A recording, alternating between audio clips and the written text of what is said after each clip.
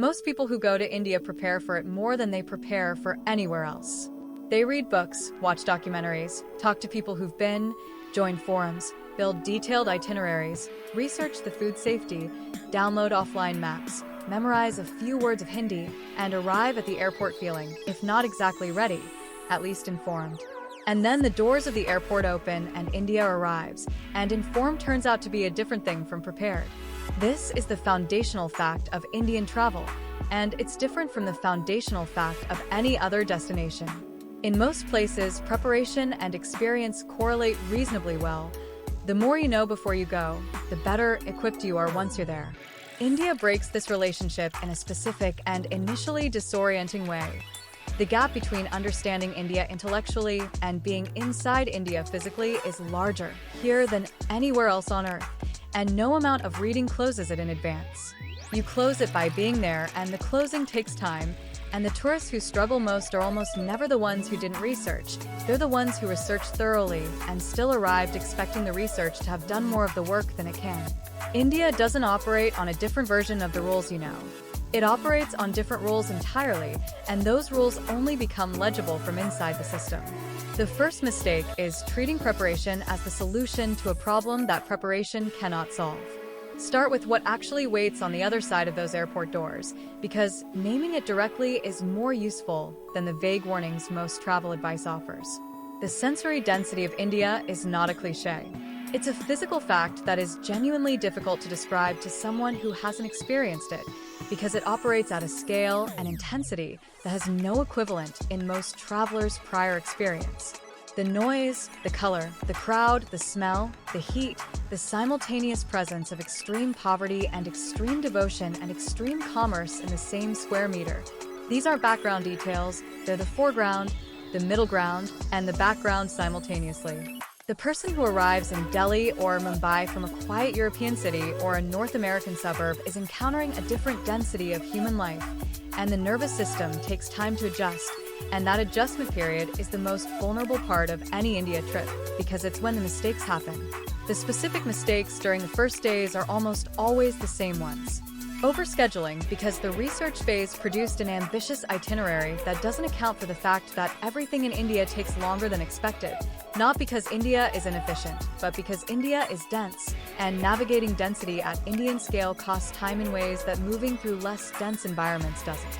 Getting in the wrong vehicle with the wrong driver, because the arrival moment at any Indian airport or train station involves an immediate gauntlet of touts, unofficial taxi drivers, and helpful strangers whose help is the gateway to a commission, and the arriving traveler, overwhelmed and jet-lagged, is the easiest possible mark.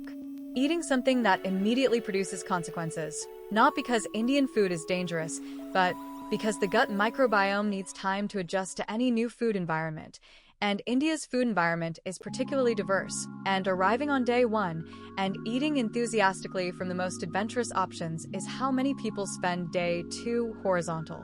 The corrections are simple, but require knowing to make them. Prearrange the airport transfer before you land, through your accommodation or a verified service. For the first 2 or 3 days, eat at restaurants rather than street food. Not because street food is uniformly dangerous, but because your system needs a gentler entry point, and you can build up from there rather than back down from sick. And the itinerary. Cut it by 1/3 before you leave home, then cut it again by 1/4 when you arrive. The India you experience slowly is a different and better country than the one you experience in a rush. The second mistake is treating India as one destination, which is the error that produces the most consistently incomplete experience. India is not a country in the way France or Japan is a country, a place with a dominant national culture that regional variation modifies. India is a civilization that contains within its political borders what would be, in almost any other part of the world, dozens of separate nations. There are 22 official languages, none of which is the native tongue of even a majority of the population. There are hundreds of distinct regional cuisines. The architecture of Rajasthan has almost nothing in common with the architecture of Kerala. The social customs of Tamil Nadu are different from those of Punjab in ways that go beyond regional variation and touch something closer to distinct cultural operating systems. The food of Gujarat, largely vegetarian and sweet-inflected, is from a different culinary universe than the meat-heavy, spice-dense cooking of the Northeast. The tourist who visits Delhi, Agra, and Jaipur, the Golden Triangle, the most common first-time itinerary, has visited 3 cities in Rajasthan and Uttar Pradesh, and has seen a version of India that is real and extraordinary and deeply unrepresentative of the whole. This is not a criticism of the Golden Triangle, which is genuinely one of the most historically rich travel routes in the world. It's an observation that the Taj Mahal, the Red Fort, and the Pink City of Jaipur are the India of the Mughal Empire, which is one layer of a civilization with dozens of layers, and that Kerala's backwaters, Tamil Nadu's ancient temple complexes, the Ghats of Varanasi, the Buddhist monasteries of Ladakh, the colonial Portuguese architecture of Goa, and the tribal regions of Odisha are all also India, and they are as different from the Golden Triangle as the Golden Triangle is from Sweden. The practical correction: on a first trip, choose one region and go deeper rather than sampling multiple regions at speed. The India that reveals itself to the traveler who stays in one place long enough to develop a rhythm is incomparably richer than the India glimpsed from a rapid multi-state circuit. The third mistake is Varanasi, and it's worth treating separately because Varanasi is the city that produces the widest range of reactions of any destination in the country, and most of those reactions come from arriving without understanding what the city actually is. Varanasi is one of the oldest continuously inhabited cities on Earth, possibly the oldest. It sits on the banks of the Ganges and is, for Hindus, the most sacred city in India, the place where dying is considered a liberation from the cycle of rebirth, because the god Shiva himself is said to whisper the mantra of salvation into the ear of the dying.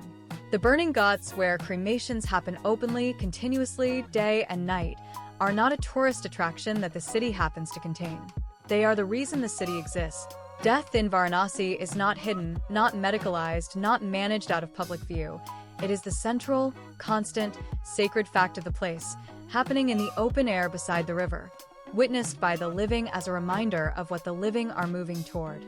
Tourists arrive in Varanasi having been told it's intense, and it is, but the intensity is specific and requires the right frame to receive.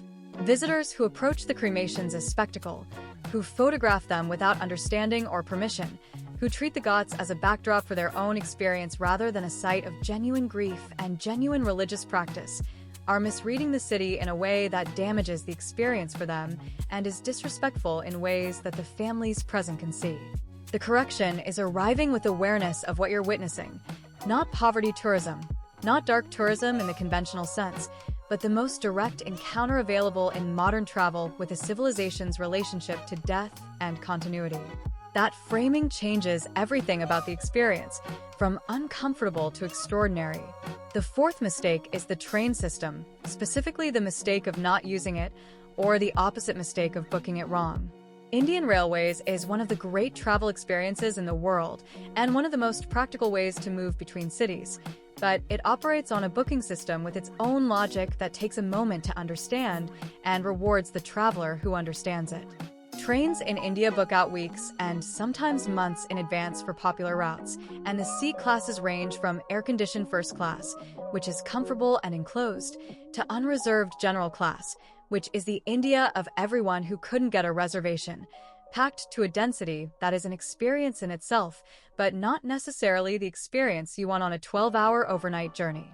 The tourist quota, a portion of seats reserved specifically for foreign tourists on most trains, is bookable through the official Indian Railways website or the IRCTC platform, and knowing it exists changes the booking calculation entirely, since it opens seats on trains that appear fully booked through the standard classes.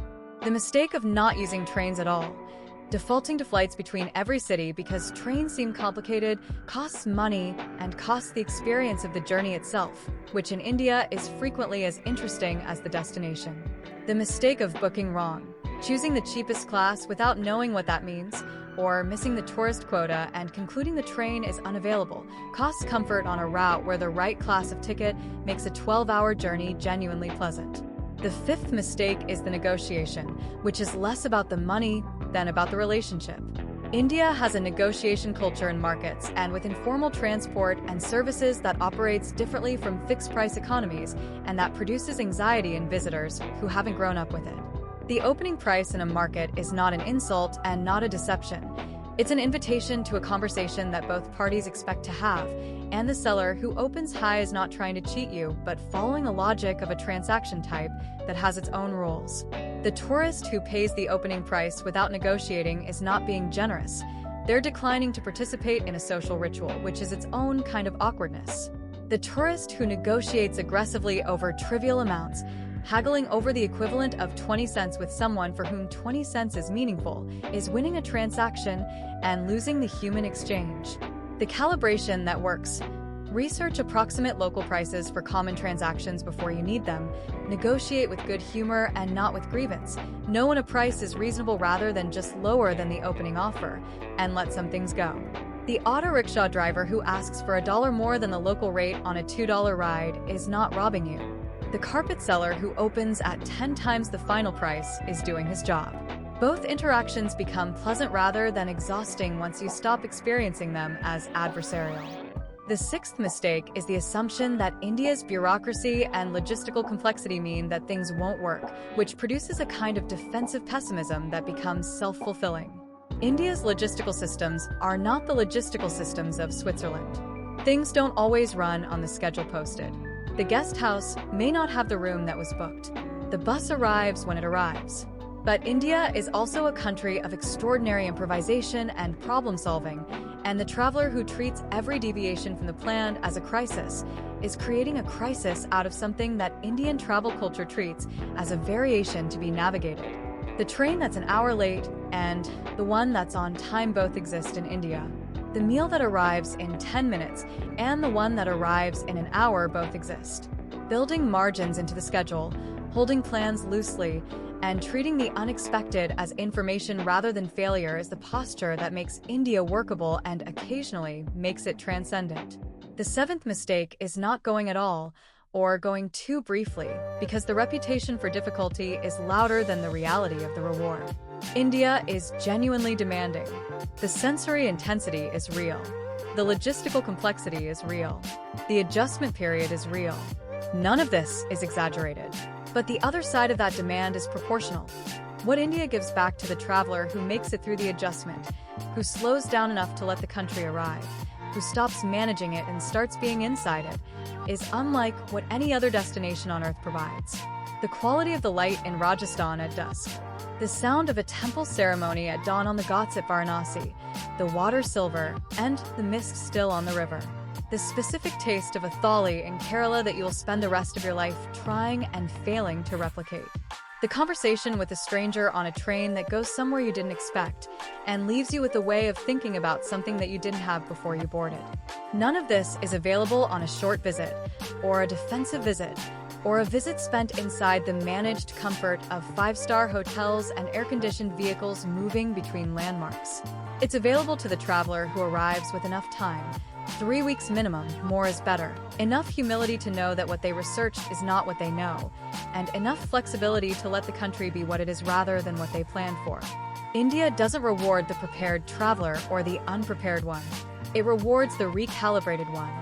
The person who arrived with one operating system and was willing, in the first disorienting days, to let it be replaced by something that works here.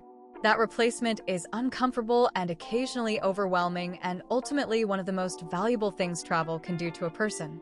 The mistake is avoiding the discomfort that makes the replacement possible. Everything else is detail. Thanks for watching. If you found this useful, smash that like button and subscribe to When to Travel. We're all about helping you make smarter travel decisions. Turn on notifications so you don't miss the next one. And hey, if you think your friends need this, share it. Comment below with your next destination or your biggest travel question. I'm reading all of them. Let's go.